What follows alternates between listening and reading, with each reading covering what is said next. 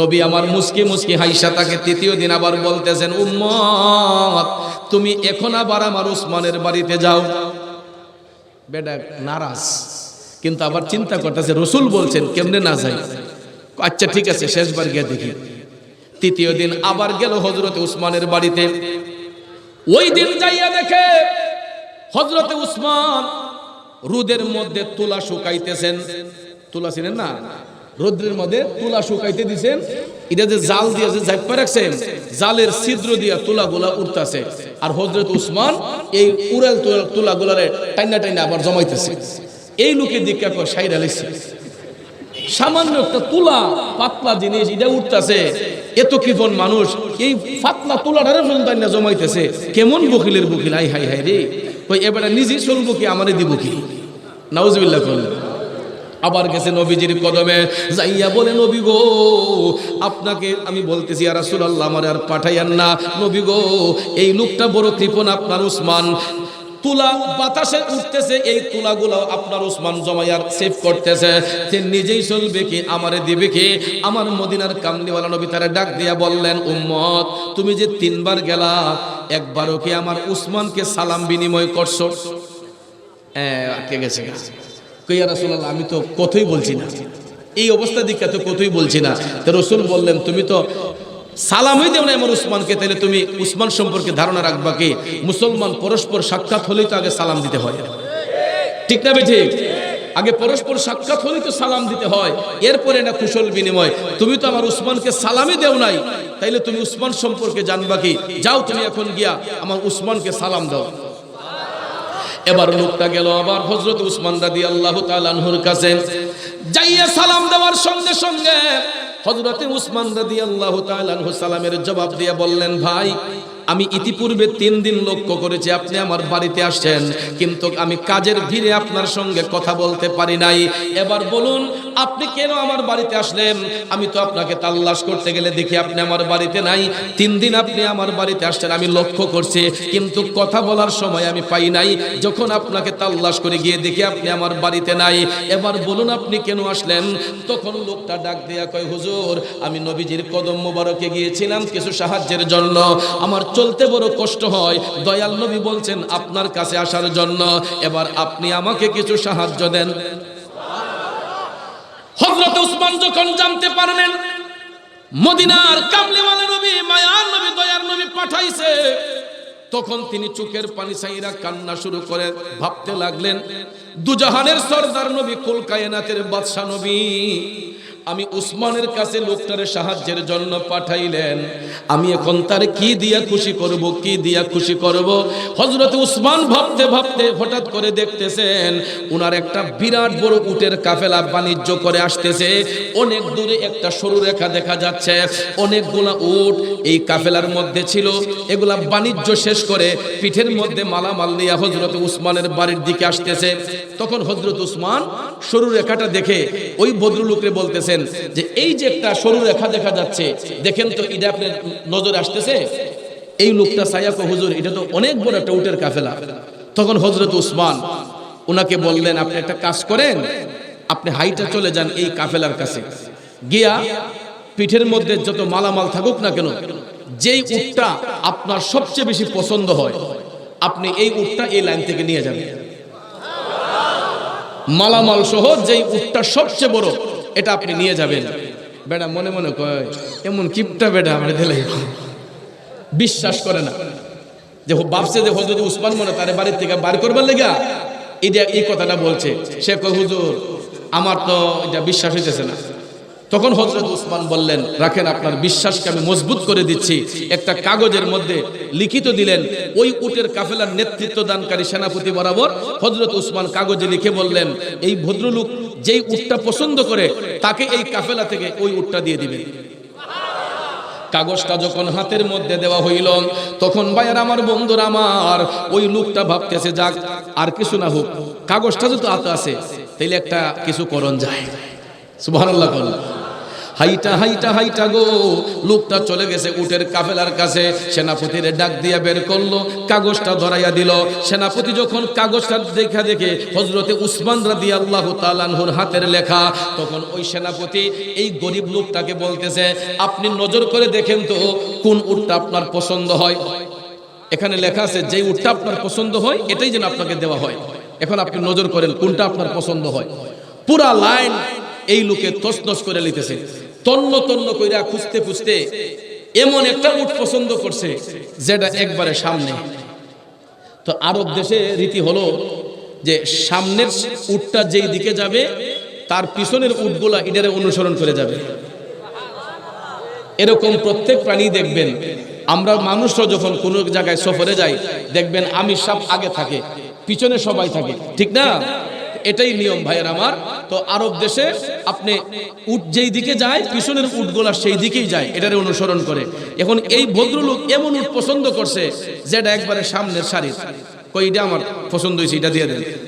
On সেনাপতি লজ্জায় ফিরে গেছে, কই ডাক দিয়ে কয় যে ভাই আপনি নিবেন ঠিক, কিন্তু এখন যদি এটা আপনি লাইন থেকে সরান তাইলে পিছনের উটগুলা এটার অনুসরণ কইরা এটার পিছন দিয়ে সব যাইব। তখন কি করা যায়? তখন সেনাপতি আচ্ছা উসমানকে আগে খবর পাঠাই, হযরত উসমানকে আগে খবর পাঠাইতেছি আমাদের বার্তা বাহকের মাধ্যমে, তাইলে উনি যদি ফায়সালা দেয় তাইলে আপনি এই উটটা আপনি নিতে পারবেন। সঙ্গে সঙ্গে বার্তা বাহক পাঠিয়ে দিল হযরত উসমান রাদিয়াল্লাহু তাআলা আনহুর কাছে। ওই বার্তা বাহক যায় বলতেছে, হুজুর ও জন্নুরান, আপনি যেই লোকরে পাঠাইছেন ওই ভদ্রলোক উট বাছাই কইরা এমন উট পছন্দ করছে যেই উটটা সামনের সারির উট। যদি লাইন থেকে এটা সরানো হয় পিছনের উটগুলা এটার পিছনে চলে যাবে, এইগুলা আর আটকানো যাবে না। হযরতে উসমান বার্তাবাহককে ডাক দিয়ে বললেন, সেনাপতিকে যাইয়া বলো যদি ভদ্রলোক শাড়ির উটটা পছন্দ করে থাকে লাইন থেকে যদি এটা সরানো হয় বাকিগুলা যদি এটার পিছনে চলে যায় তাইলে সেনাপতিকে গিয়ে বলো একটা উটের মালিকানা আর আমার কাছে নাই।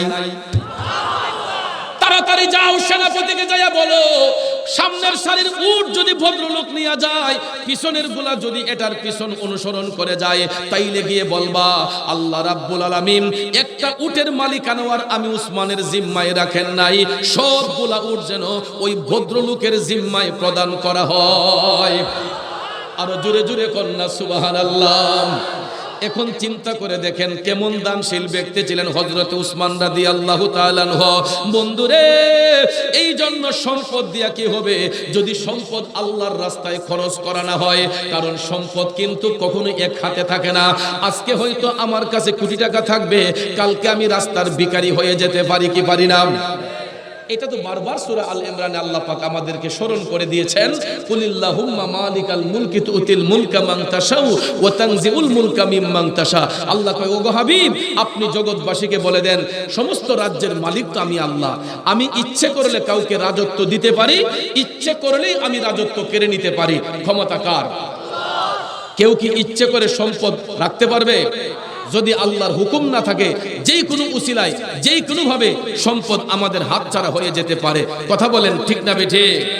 এই জন্য যুবক ভাইয়ার আমার আপনাদেরকে বিনয়ের সহিত বলবো কখনো সম্পদ নিয়ে বড়াই করতে নাই, সম্পদ নিয়ে কখনো বাহাদুরি করতে নাই, কারণ দুনিয়াটা বৈঠকখানা, আমরা মেহমান, 2 দিনের বৈরাগী তোমার মাটির কোলের গান। মানে বুঝছেন কি? এই গান মানে সেই গান নয়, কারণ আমরা যে কথা বলতেছি আমাদের দেহের মধ্যে একটা রুহু আছে। কথা কোন ঠিক না বেঠিক? এই রুহুটা দেহের মধ্যে থাকার কারণে বডির এত মূল্য। রুহুটা যদি দেহ থেকে বের হয়ে যায় এই বডির 5 পয়সার কোনো মূল্য। আমরা রাজা হই, বাদশাহ হই, মন্ত্রী হই, মিনিস্টার হই, চেয়ারম্যান সাহেব, মেম্বার সাহেব, মুফতি সাহেব, মুহাদ্দিস সাহেব, দুনিয়াতে থাকতেই রুহুটা দেহের মধ্যে থাকলেই আমাদের এই নামগুলা, কিন্তু রুহুটা যখন দেহ থেকে বের হয়ে যায় আমরা সবার নাম হয়ে যায় তখন লাশ। ঠিক না বেঠিক?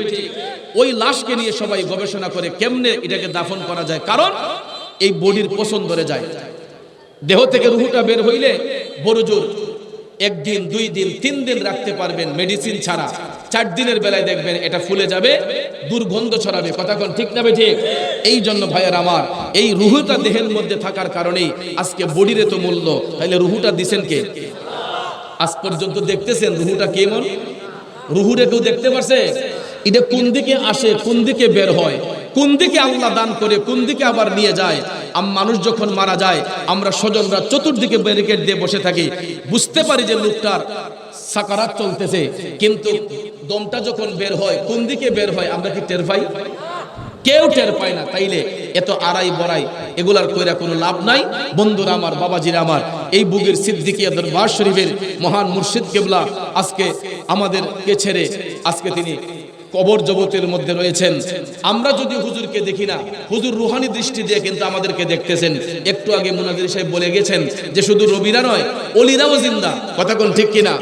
অলিরাও জিন্দা। যদি আল্লাহর কোরআন সত্য হয়, আল্লাহ বলেন ওয়ালা তাকুলু লিমা ইউকতালু ফি সাবিলিল্লাহি আমওয়াত বাল আহইয়াউ ওয়ালাকিন লা তাশউরুন।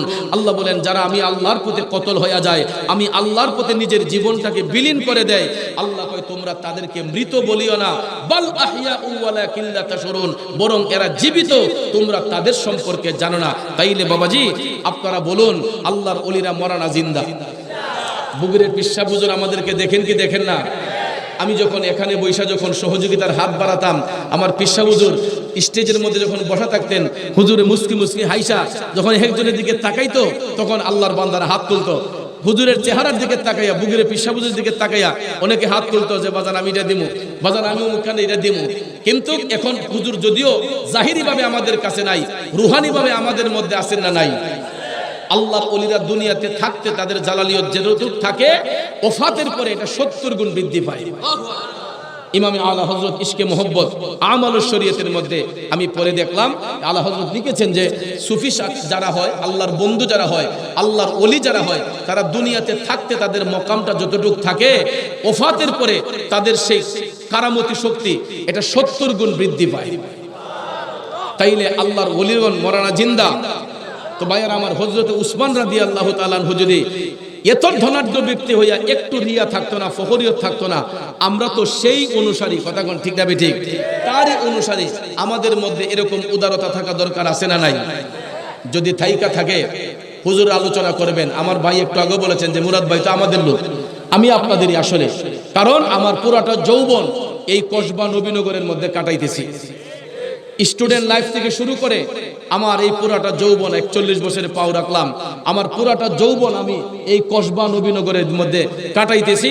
আমি অনেক সময় আমার এলাকায় অনেক জানাজায় অংশগ্রহণ করতে পারি না, কিন্তু আমি প্রায় সময় এই কসবা নবীনগরে অনেক জানাজার মধ্যে, অনেক জানাজার মাঠে আমি উপস্থিত থাকার সুযোগ হয়। কারণ এটাও মনের টান, ভালোবাসার টান। কথা কোন ঠিক না ঠিক? তো আমিও চাই, আমিও আমার বাড়িতে বলে রাখছি যে আমি ওফাতের পরে অন্তত কয়েকটা থানার মধ্যে মাইকিং হবে। একটা হলো কসবা, নবীনগর, ভৈরব, বাজিতপুর, এই কয়েকটা থানার মধ্যে মাইকিং করাতে হবে। কারণ এই এলাকার মানুষগুলা যতক্ষণ না যাবে আমারে তোমরা দাফন করো না। আমি আমার পরিবারে বলে রাখছি, যদি এই দেশের মাটিতে আমার মরণ হয় তাহলে বলছি যে আমার কসবা, নবীনগরের, ভৈরবের মানুষ, বাজিতপুরের মানুষ যতক্ষণ না আসে আমারে দাফন করে না। কারণ এই এলাকার অনেক মানুষের সাথে আমার মনের সম্পর্ক, আমার আন্তরিকতা। এই যে ছোট্ট ছোট্ট ছেলেগুলা ছিল, এগুলা এখন অনেক বড় হয়ে গেছে। যেইগুলো আমাদের মাহফিলে বসে থাকতো সামনে সারিতে, এই ছেলেগুলো এখন অনেক বড় হয়ে গেছে। প্রায় 15-16 বছর ধরে এই এলাকায় হরদমে আলোচনা করতেছি। তো এই জন্য ভাইয়ার আমার, আমাকে অনেকে স্নেহ করেন, ভালোবাসেন। আমার বন্ধু বান্ধব, আমার শ্রদ্ধ মুরব্বীরা আমাকে অনেক স্নেহ করেন। আর আমি যখন কসবা নবীনগরে মাহফিল করি, প্রত্যেকটা রাস্তা মনে হয় এটা আমার নিজের রাস্তা, প্রত্যেকটা বাড়ি ঘর মনে হয় এগুলো মনে আমার ঘর, আমার নিজের বাড়ি। এই জন্য এরকম একটা গর্ব আমার লাগে। আমি যখন চট্টগ্রাম মাহফিলে যাই, খালি যখন এই মিরপুর মাধবপুর পার হই, তখন আমি মনে করি আমার ঘরে পড়ছি, আমি মনে করি যে আমার ঘরে এসে পড়ছি। তখন আমার একটা শান্তি লাগে, একটা সান্ত্বনা, অন্যরকম শান্তি আসে। এই জন্য ভাইয়ের আমার, অনেক জায়গায় মাহফিলে গেলে 15টা-20টা মোটরসাইকেল নিয়ে আসে আমাকে রিসিভ করার জন্য। কিন্তু কসবা নবীনগরে আমাকে যদি এই কথা বলে, আমি আমার বাড়িতে আমাকে রিসিভ করবা কেন? আমি নিজে গিয়ে হাজির হয়ে যাই, কোনো রিসিপশন দরকার নাই। কারণ এগুলা প্রত্যেক ছেলেগুলো আমাদের। কথা কোন ঠিক না ঠিক? এখানে আমাকে রিসিভ করার কোনো প্রয়োজন আমি মনে করি না, কারণ সবাই তো আমার। কথা কোন ঠিক না? তাইলে বাজান, আমার যদি হয়ে থাকেন, আমি আপনাদেরকে নিজের মনে করি, আপনারা আমাকে নিজের মনে করেন।